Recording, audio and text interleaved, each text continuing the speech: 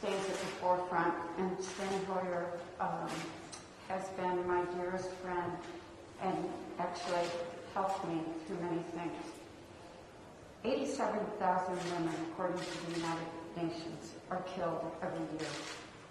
50,000 of them are killed by an intimate partner or a spouse.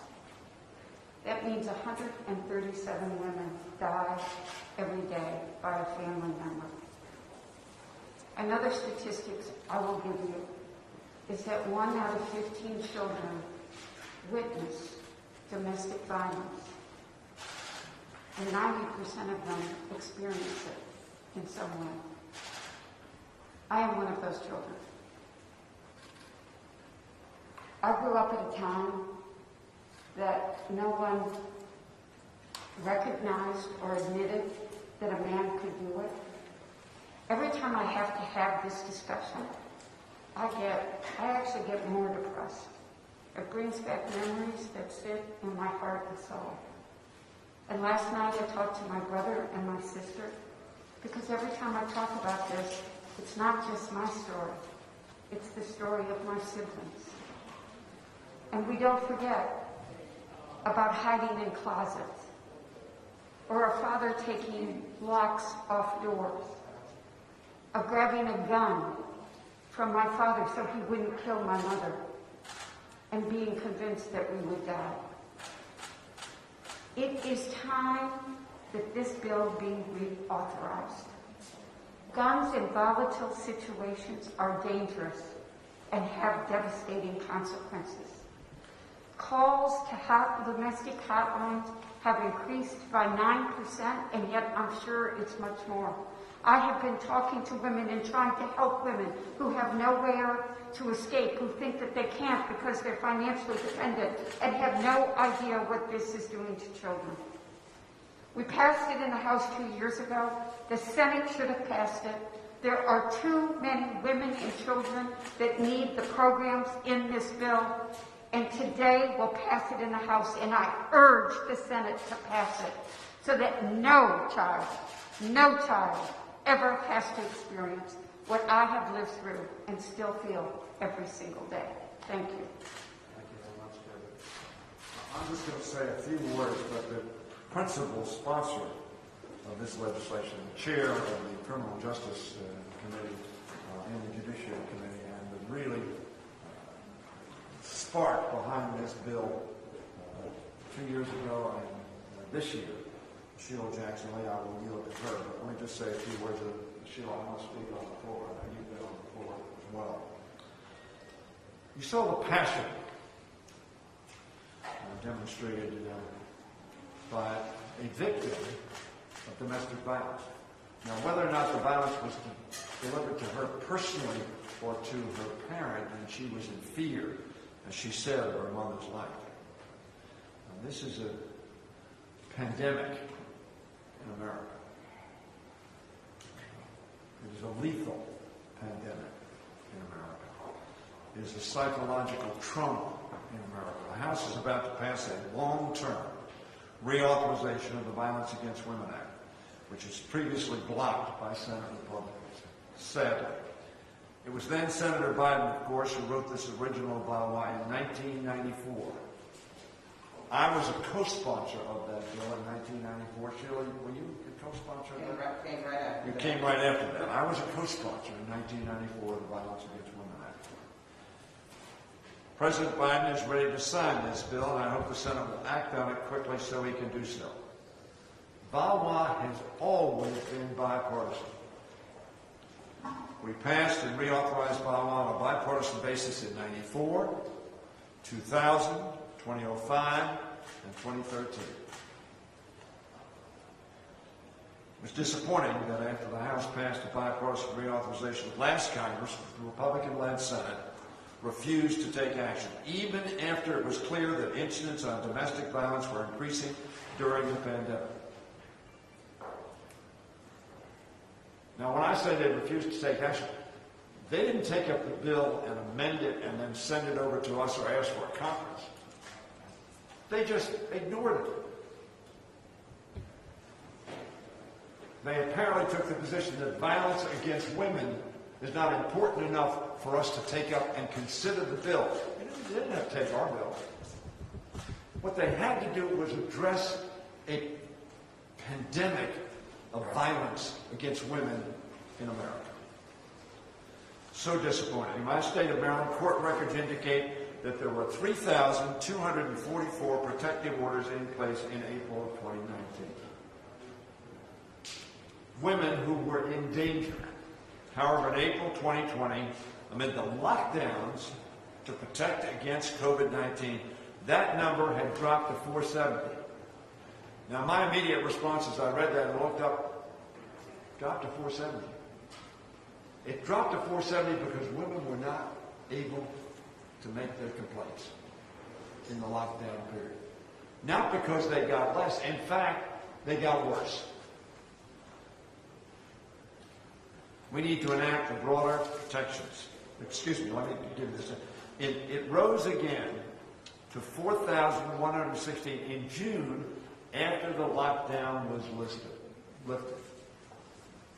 This has been called a pandemic within a pandemic. I've said that a couple of times now. We need to enact the broader protections that are included in this bill to help victims of domestic violence if we are serious about addressing this crisis. I expect today that we will see another bipartisan vote. I hope that the Senate will act without delay. I know Leader Schumer will bring it to the floor. It will not languish unattended. As President Biden said the other day about reauthorizing VAWA, this should not be a Democratic or Republican issue. It's a matter of justice and compassion. And I would add to that awareness. I want to thank Representative Jackson Lee for leading this charge. And I want to thank Chairman Nadler and members of the Judiciary Committee for their work. Last Congress again now to ensure that more people are protected under this reauthorization. Now, as I said at the beginning, I am pleased to yield to and introduce a fighter for justice for all of her life and certainly all of her career in the Congress of the United States, a giant on behalf of civil rights, human rights, and the rights of women and all other vulnerable peoples, Sheila Jackson Lee of Texas. Sheila?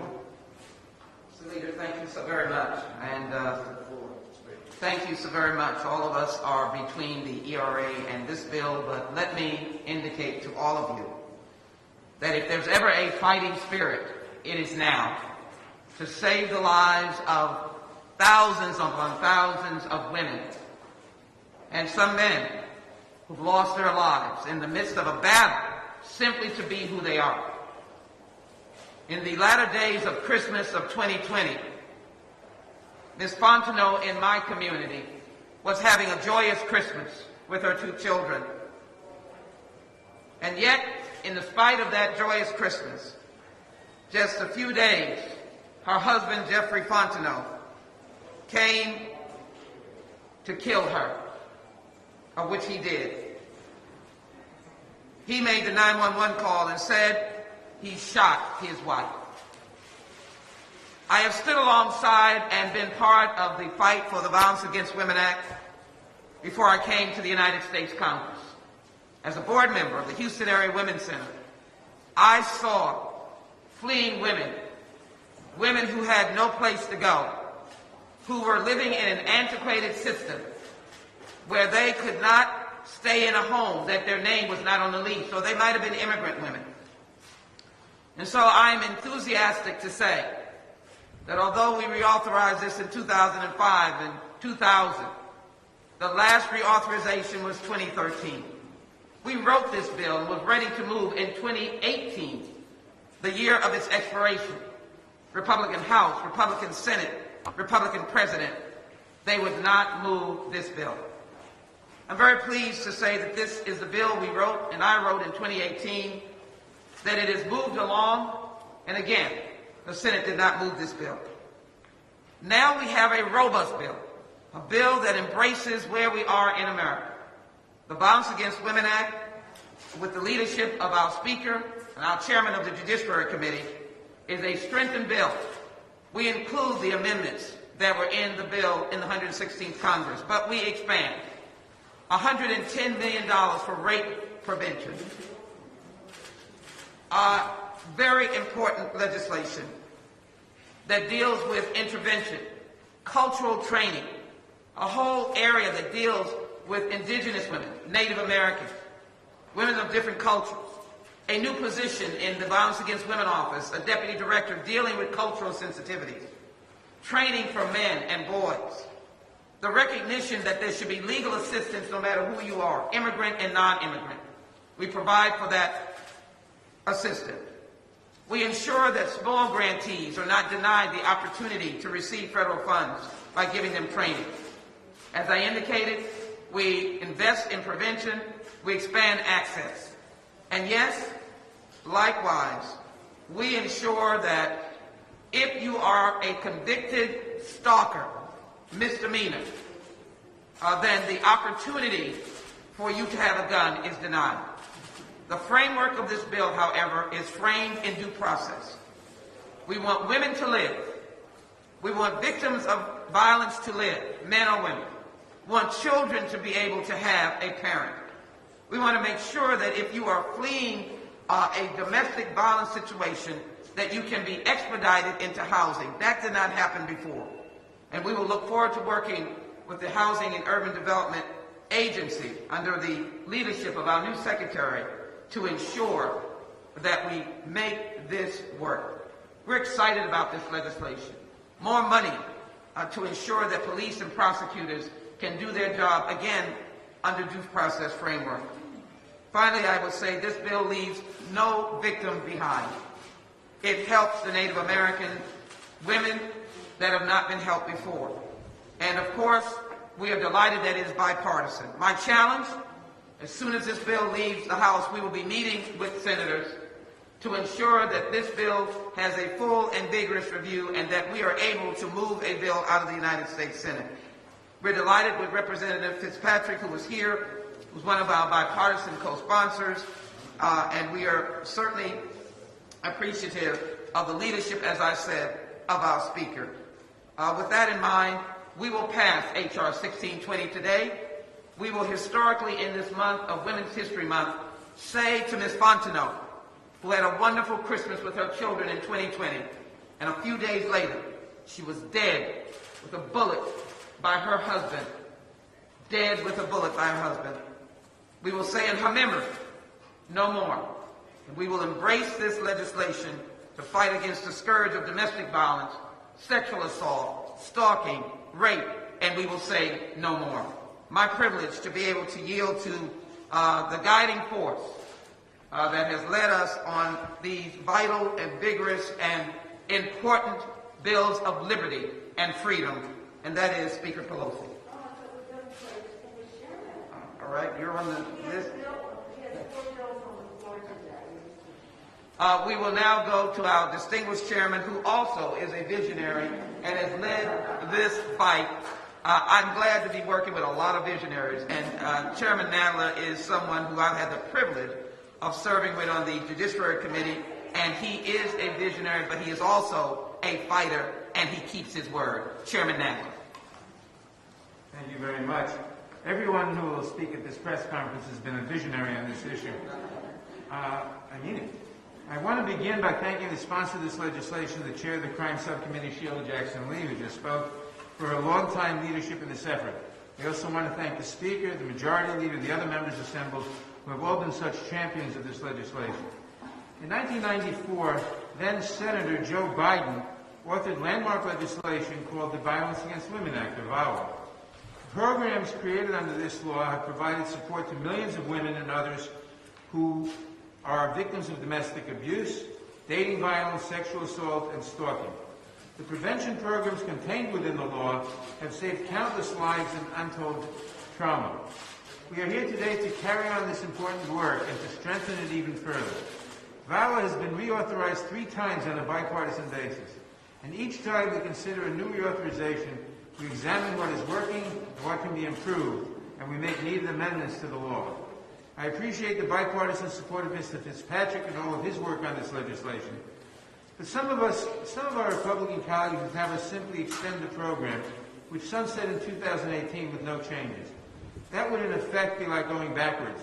Too many people depend on the services provided by VAWA to take half measures.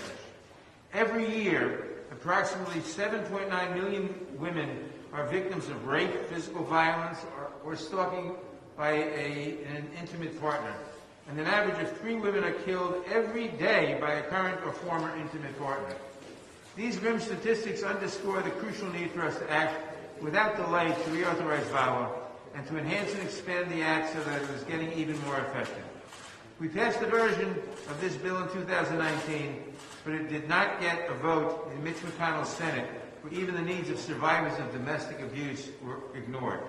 Now that we have a true champion of efforts to protect women leading the Senate and Majority Leader Schumer, and a president who literally wrote the original VAWA Act, I know that they will do everything they can to see this legislation become law.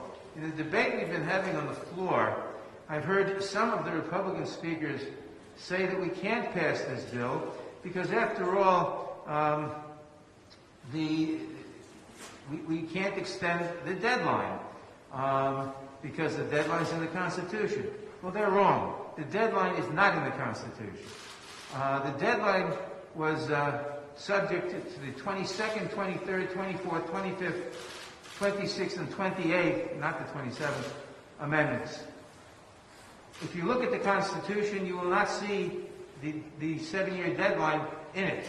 And that's because they're not part of the Constitution. So we have the power to pass this legislation. We certainly ought to pass this legislation. And I thank everyone involved with it. And I now yield to the distinguished Speaker of the House, Ms. Pelosi. Thank you, Mr. Chairman. I thank the gentleman for yielding. I also thank him for yielding to me on the floor for the Equal Rights Amendment legislation that we passed there, where the deadline was a point of order. And Madam Chair, Sheila Jackson-Lee, you have been constant, relentless, strong advocate, champion for the Violence Against Women Act, and every chance I get, I want to commend you for that, because so many women in America benefit from your advocacy, your relentlessness, and your persistence. I rise here to join you at this press conference in support of this legislation. And others have referenced the fact that Joe Biden was the author of this in 1994. The distinguished leader in the Senate, Mr. Schumer, was very much a part of passing that legislation as well. And many of us were minions at the time, running around to get the bill passed, and then later, following that as appropriators, to get the bill funded. So this has been a priority in every way for a long time. The last time the bill was authorized was 2013 under the leadership of President Obama. And because others have referenced what Republicans have said on this, that, and the other thing, I want to just recall how we got this bill passed at that time. The bipartisan bill passed the Senate, the United States Senate. And when it came to the House, the then Speaker Boehner did not bring the bill to the floor. It already passed in a bipartisan way in the Senate. We, shall we say, had some outside mobilization where people spoke up and wanted the bill to be brought to the floor. Well, the Republicans said, you want a VAWA? We'll have a VAWA. And they had a bill that they advanced. Our pitch as the minority was to the Speaker was to say, bring both bills to the floor, and we will have one be preeminent on the floor. And the Republican bill, which they wholeheartedly supported, said we're against violence against women unless you are a Native American woman, unless you're LGBTQ, or unless you're an immigrant woman. Then you don't have any protection against violence against women. And that, they thought, was really a good bill. And they voted with great exuberance and enthusiasm overwhelmingly for that bill. Happily, enough of them also voted for the bipartisan bill that had passed the Senate. And we were able to have a bill passed, signed by the President at the big signing ceremony, introduced by a Native American woman, and of course the Vice President of the United States, who had been an early author of the Violence Against Women Act. It was cause for celebration. Over time, we always want to review acts of Congress to see laws that are made, to see if what can be improved upon. And Congresswoman Jackson Lee has been a master at doing just that. She has been a leader in reviewing it, making positive suggestions about how it all could be changed.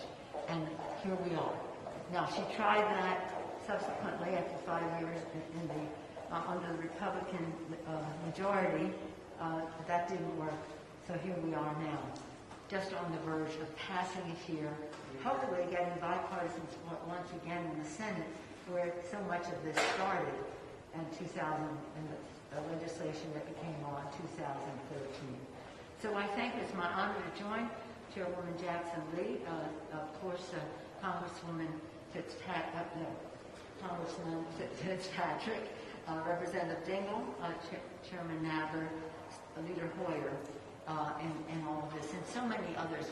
We're wearing white today because on the floor right now we're doing the Equal Rights Amendment, and here in this room we're doing violence against women.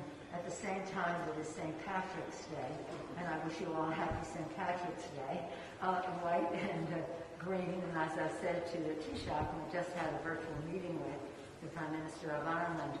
I don't have Irish grandparents, but I do have Irish grandchildren, Liam, Sean, and Ryan. And not only that, a grand Labrador, silver, green-eyed lad with green eyes, as I say, whose name is Shamrock, and today he's wearing a green scarf.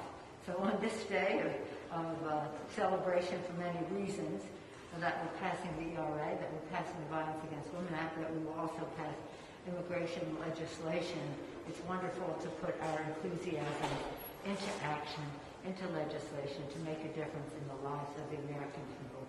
Sheila Jackson Lee does that every single day in the Congress, and please devote that to her. Thank you, Madam Speaker. Let me thank you so very much, and again add my appreciation to Speaker Pelosi for being the driving force that this bill is coming on before April 1. Representative Fitzpatrick, Representative Dingell, Chairman Nadler, Leader Hoyer, and all of the women have been intimately involved in this great effort. Let me finalize by saying that this bill opens the door of the armor of the federal government in its protection of women who have continued to lose their life, and men. Yes, it is a culturally sensitive initiative that protects immigrant women. It protects Native Americans. It protects poor women. It provides legal assistance to all persons. And it has a culturally responsive and consistent outreach through culturally assisted focus in dealing with these women. It is based on prevention and intervention and protecting those against the perpetrators with guns who are their intimate partners. In the dating violence, it does not have to be intimate. We do everything we can to give security and protection. It is a robust bill, as I've said, and Ms. Fontenot's legacy is embedded in this bill along with nameless other women and men and those in the LGBTQ community who have experienced the rash of this violence. And in the midst of COVID-19, we have seen the rise in domestic violence in cities as diverse as Portland, San Antonio, and New York. It's our commitment and my commitment, working with my colleagues, that enough is enough. We will pass the Violence Against Women Act, and we will not be thwarted by the challenges of our friends, accusing it of being an abortion bill, accusing it of being too broad, extending it for 1 year. We will not accept those challenges again. We will not be thwarted. We will not be denied. We will not end this fight until President Biden, the father of VAWA, signs this bill and we are again protecting women and men and families that have been the victims of domestic violence, sexual assault, stalking, and being there with no one available. Thank you all very much.